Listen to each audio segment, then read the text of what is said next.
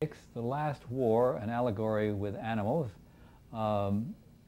These wired masks were the best I could come up with to suggest the animals. There were two missing there. There was a horse and a dog. The lady in the black suit, the Black Panther, is Eva Marie Saint.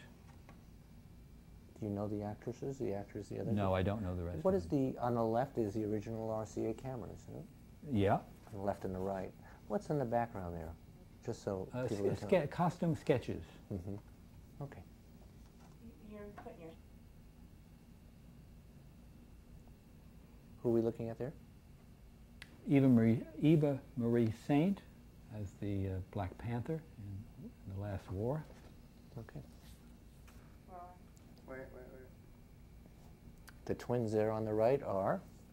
They're the Diefenbach sisters, who caused confusion among many of the actors by their identical appearance and their habit of turning up individually and not being the same person the actor had discussed his costume with a moment ago. They enjoyed dressing alike too, I see. Oh, identically. They made their own costumes. Mm-hmm. And that is Mr. Elwell, who was the costume designer. His sketches for the costumes are on the board behind them. Okay. Okay, so what are we looking at here? Well, a very early TV production, I think in about 48, of Twelfth Night with John Carradine playing Malvolio. The person on the right is Vaughn Taylor again. How about the people on the left? Do you know who they are? Forget their names. What's the Sir Toby Belch, I think, is the character with the fat face. I made him a big golf ball-like nose. It wound up being used as Clarabelle's nose for the rest of television. On Howdy Doody. On Howdy Doody. That's great. Next. Camera swelling. Okay, what are we looking at here? About 1948, a wonderful production of Catherine the Great with the famous Broadway actress Gertrude Lawrence playing the leading part there in the white wig. And on the very left is young David Wayne, and the reclining figure on the floor is a famous Irish theater actor named Michael McLeamore, and the cute young lady on the right is Joan McCracken, also very well known on Broadway. How did Gertrude Lawrence react with the difficulties of TV? Was she a trooper? She was a trooper. Okay. Okay. Come inside her, roll. Okay. Who are we looking at here? This is Dennis King, who was quite famous in those days in theater, and he's got one of my rubber-balled caps with hair attached to play Scrooge in Christmas Carol. What else did you add to his face? What else did I add to him? A bold nose? Well, no. The rest is his own face with a lot of, little highlights and shadows and so forth. He was a very expressive actor, and I have another picture showing him grimacing at himself. Okay.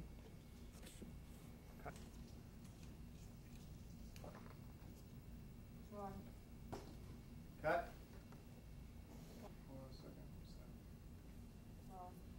Who are we looking at here?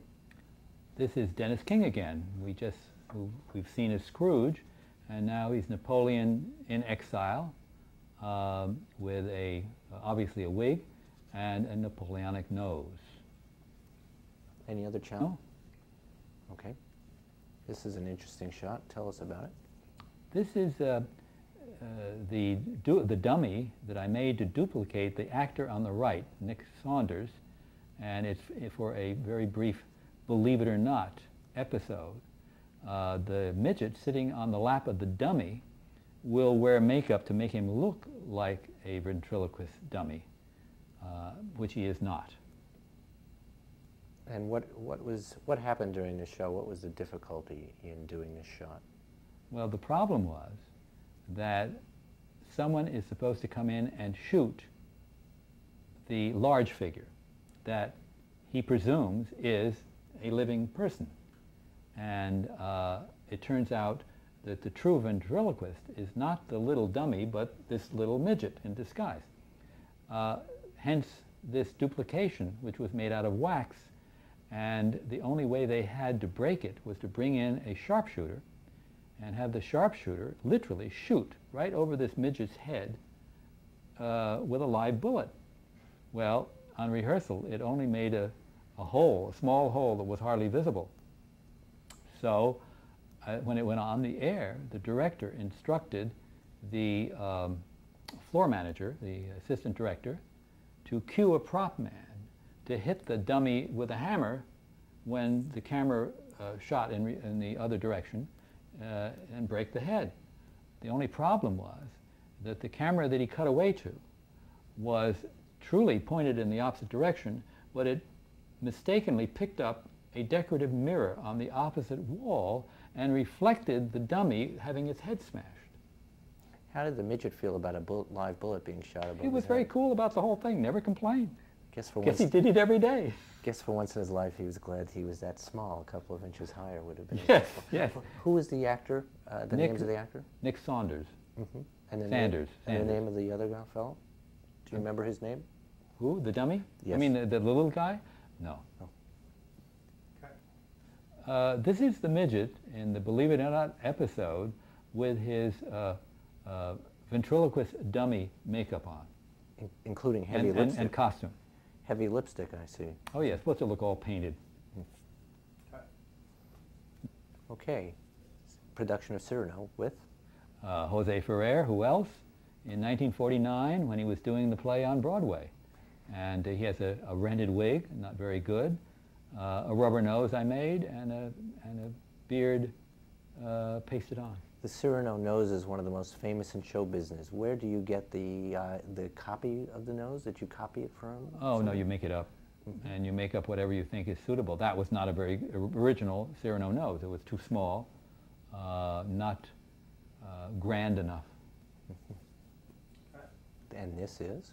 My dear friend Fred Allen, in his One Long Pan makeup for his TV show, he has these huge buck teeth that I made for him, as well as, of course, the added mustache, goatee, and eyebrows. Now, Fred's bags under his eyes were famous. Did you have to do much for the bags under his eyes? Well, you know, I used to sometimes, or the makeup artist who worked with him, no, wait a minute. What happened was that some critic criticized us, saying that we were trying to remove Fred Allen's bags, for which he was famous, that we were putting makeup on to remove the bags. It was not true. We did not try to remove them. But the TV lighting, I think, in this case, had actually flattened out some of his character. And so we had to I wrote a rather heated letter that we would never dream of trying to take away Fred's character. And I got an apology. Okay. Well, this is one of the stars that we managed to capture. Rex Harrison, around 1950, was doing his Anne of a Thousand Days in New York. He didn't do a whole TV production, but I think we did a scene or two from it, and so I threw this beard on him and so forth. There's no appliances. It's just the beard is added. But it made me realize that we had many real stars come on television, even in the early times, live television. The lids over the eyes are not added? He was heavy-lidded? Oh, no. Those are wonderful eyelids. I wish I could make mine as real. Carol's Wallen. Who are we looking at? Another illustrious British star, Sir Ralph Richardson, 1950, playing Scrooge in Christmas Carol. He was terrified by television, and it affected his performance. What did we add to him at this point? I made him the rubber nose, and I think that wig is something he brought with him. Probably put on the sideburns for him, and maybe the eyebrows. Otherwise, it was just him. And him? Everett Sloane as Vincent van Gogh in a drama done in 1950. Added the beard, of course, and the nose. I gave him a nice, again, a simple rubber nose, but with an aquiline shape, which he loved. Okay. Okay. Another shot of Everett Sloan. Yes. Interesting with the ear, just a pad over and a paint.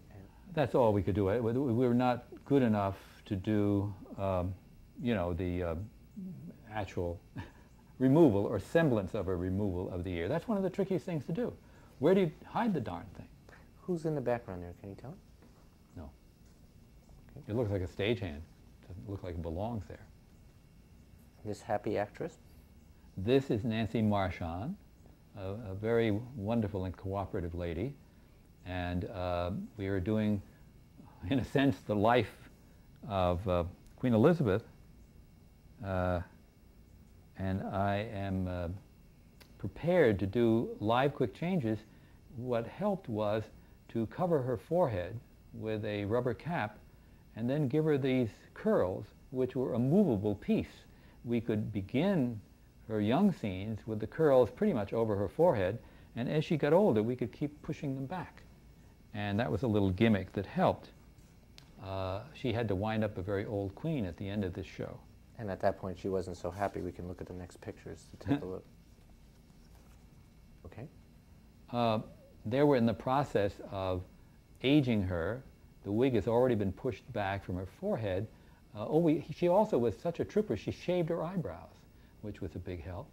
And there I'm putting on one of these vinyl appliances and to fatten her up. And the next and that is, the hairstylist is Josephine Cianella, who was on my staff for many years. Very good. Nancy said that the eyebrows never grew back. Oh, I doubt it.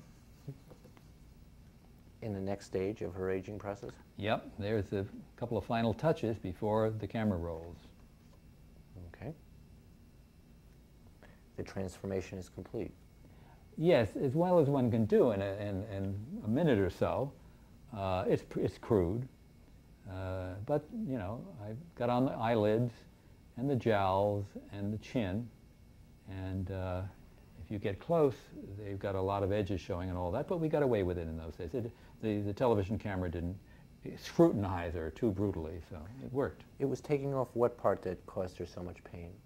Oh, those pieces on the sides of her face, those plastic things, it was the adhesive that was so difficult to remove, and the only remover I had was something made from medical adhesives, but the more you used it, the more it burned the skin.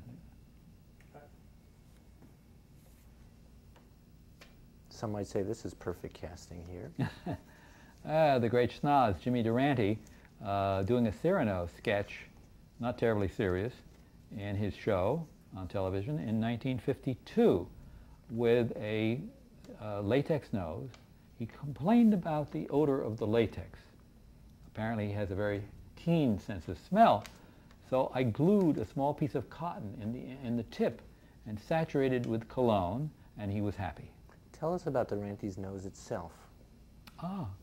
Actually, it's not as big as you'd think. It looks so big on him because he has a small face. I had a cast of the nose. For some years, someone lifted it, and I'm sorry because I think it would be a lovely memento. Who's this?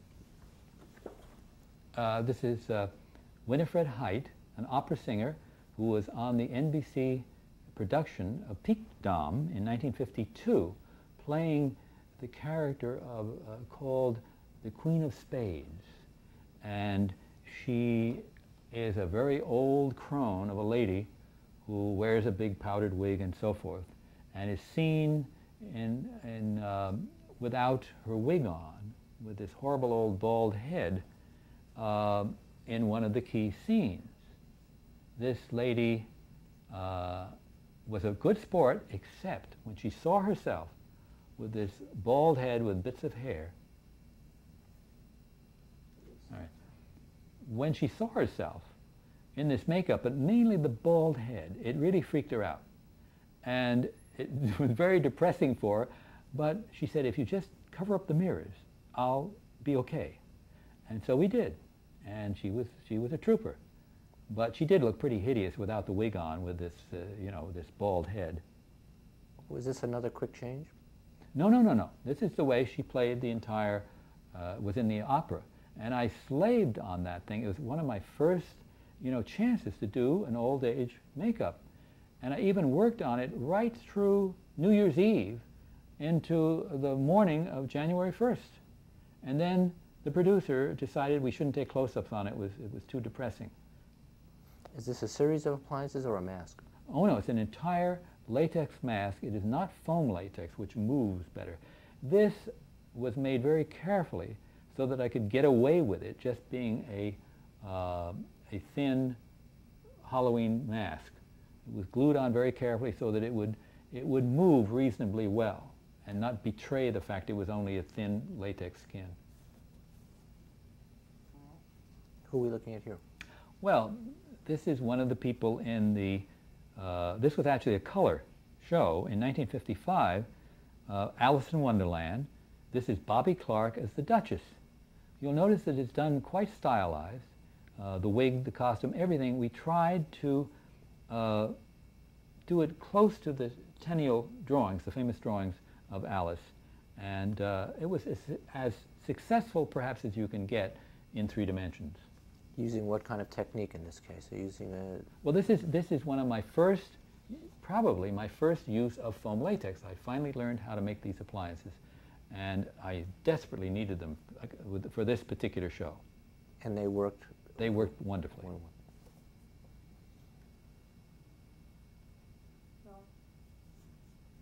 The Mad Hatter from Alice in Wonderland. Cut. Him? Reginald Gardner in Alice in Wonderland as the White Knight. The nose and the mustache were enormously exaggerated, and it gave a nice effect. Who is this? I don't know the name. He was a young acrobatic dancer, and he played Old Father William is the character, and he stood on his head and did all kinds of funny shenanigans. Who? I don't know their names, but they played the parts of Tweedledum and Tweedledee. Okay. Keep rolling, keep rolling.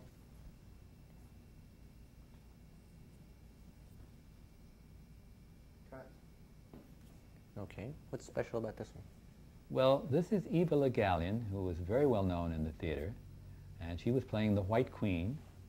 And it's not a heavy, it's mostly a painted makeup. I think we did have kind of jowls on the side of her face to fatten her up. Otherwise, it was, as I say, paint and that wonderful costume and the hair woven like that to make it look like a drawing. And the crown? I don't know. It's probably made of something lightweight like styrofoam, carved and plastered a little bit and, made to look, as more, as I don't know what, how did you say it kind of looks like a drawing and yet it doesn't. She was such a classic theatrical actress. What was she like to work with on television? Very professional. No problems with those. Cut. By this time, you've done more noses than a plastic surgeon here. This is another Cyrano. Yeah, this is the Cyrano in color in 1955.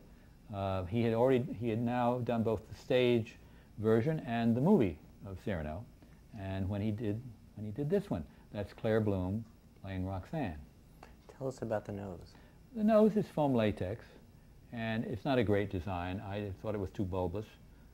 He thought it was terrific, and I was happy he was pleased. So one nose you thought was not bulbous enough, another Right. one was too bulbous. Did you ever get one right? No. That you felt? Oh yes, I did one for Christopher Plummer that I thought was good. Mm-hmm. Rolling. No argument. This is? This is Leontine Price, and perhaps her first role with NBC Opera in The Magic Flute. Now, this perhaps was the first time that a black singer appeared in what would normally be a white singer's role. NBC was really good about that, and she went on from this one to do the lead in La Boheme, which definitely calls for a white person. But It was suggested to me rather delicately that I might just not try to make her look white, but lighten the skin tone a little bit. which you did. Which I did. Using? Pardon? Using? Oh, simply a lighter base. Who are we looking at here? Morris Evans in a big color production in '56 of Taming of the Shrew. His shrew was Lily Palmer. Evans was somebody who spent a lot of time in your makeup room. You did a lot of productions with him? Yeah, no, did quite a few. Mm-hmm. He was okay to work with. A little fussy. Big problem was that he sweat a great deal, and the lights were very hot, and his costumes were exceedingly hot too. So this was the only makeup problem, was keeping him dry. But we worked out a system. He was quite aware of it, of course. We worked out a system of getting him cold chamois at intervals, even if he was on camera. The minute he had a chance, we would toss him the cold chamois, and he would, when the camera was off of him, quickly mop his face and throw it back. He could do that without wiping off makeup? Oh, yes. Oh, yes. Okay. We have here? Well, the famous Peter Pan production at NBC with Cyril Richard as Captain Hook. No particular makeup problem except make Mary look youthful. Which was done how? Well, with the use of little tricks you have of taking away age lines or eye bags or whatever, and making the complexion look as healthy as possible. Weren't there things done to the cameras too to make her younger? No. Was anything put over the camera? No, you didn't. I don't think we ever did that in television, like you do in films. Any kind of dispute at all with her? Do you recall anything with her husband at that time who was insisting stepping into? No, I don't remember any problems on that show. I think there may have been some on others, but I would not be aware of disputes which would be carried on, say, between him and the director or something or other. Okay. A very different looking Mary Martin here. Well, yes, she's had her hair bleached and everything, and she's as glamorous as I could make her for Born Yesterday. She went out and spent all the money for the entire wardrobe on her own personal wardrobe for that, buying shoes with jeweled heels, which you never show on television. I think, in fact, she spent what was a large amount in those days, about $300 just on shoes. And so when she came back with all these, bought dresses from Maine Boucher and so forth, all these great couturiers in New York, they had to come up with an entirely new budget for the rest of the cast. Who are we looking at here? Well, this is a big color production in '56 of Caesar and Cleopatra, with Claire Bloom as Cleopatra, Cedric Hardwick as Caesar, Jack Hawkins played, I think it's Rufio, Cyril Richard was Britannicus, and there were many other names in that large cast.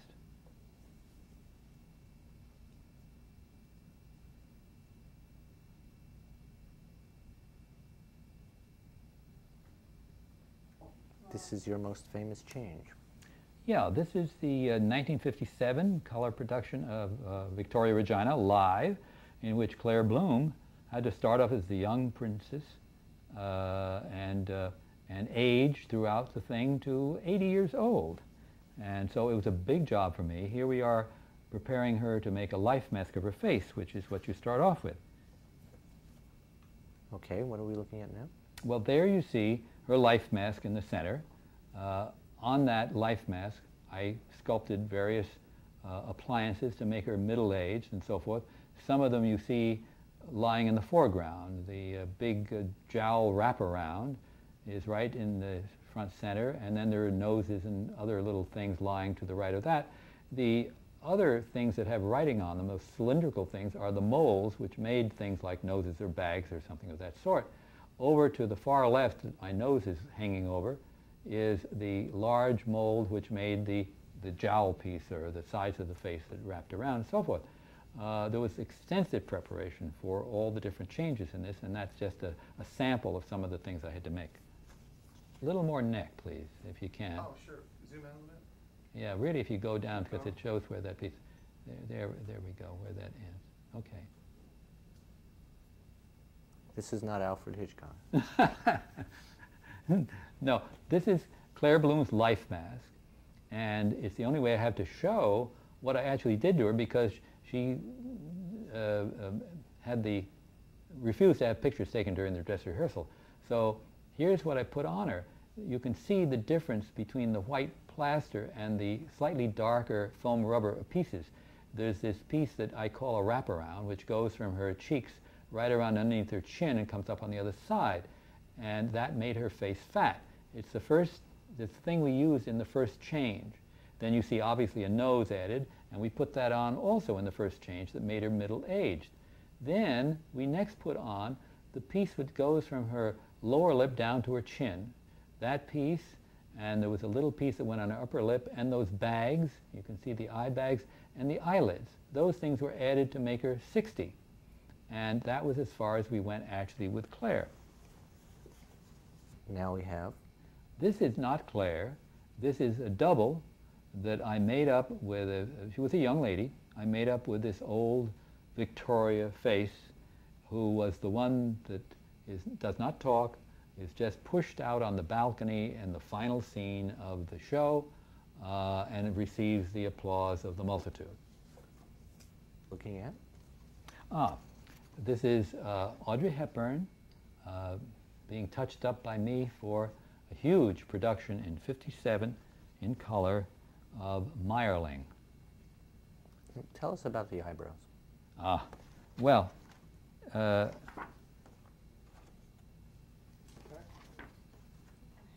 or the eyebrows, yeah?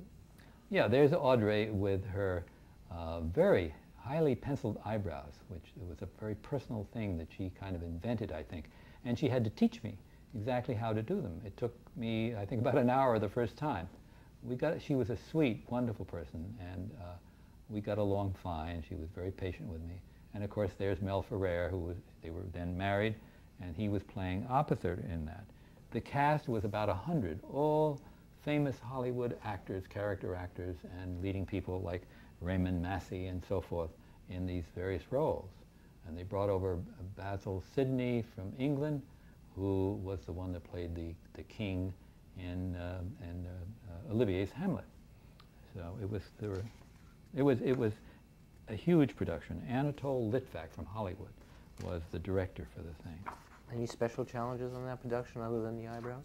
Oh, well, just the mass of people that had to be, very carefully made up. There were certain wigs, hair pieces, and so forth. It was a huge hairdressing job, for one thing, and costumes and all that sort of thing had to be created. And simply getting, 100, well, not all famous, but very experienced Hollywood actors, taking care of all of them, was a logistics problem. What kind of staff did you have working for you at that time? How many people would work with you on that? Well, many were freelance at that time. I would guess we had, maybe 10 makeup artists and half a dozen hairdressers, or vice versa. The trouble was, of course, that we were in Brooklyn and we didn't have large makeup rooms. I mean, this was, wait a minute, let's see, did we have the large one at that point? Later they built us bigger makeup rooms. I'm trying to remember whether we had them at that time. No, I don't think so. We didn't get them until a little later. So we were cramped. We were cramped for facilities. And such important actors meant that there lots of pressure on you to do good work, even especially. They must have been, were they fussy about their makeup? Oh, absolutely. Oh, Audrey brought her own hairstylist from Italy, where they had done War and Peace together. This was a brilliant hairstylist. And the interesting thing is, when I went over to do Godfather 3, I met her again after all these years. Now an old lady, and was about my age actually, and she was a young person working on this, and she taught me some things. Mel Ferrer was wearing a toupee. You would never know it.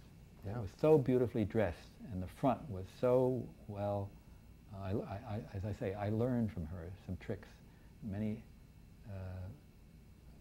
makeup artists and hairdressers do not know.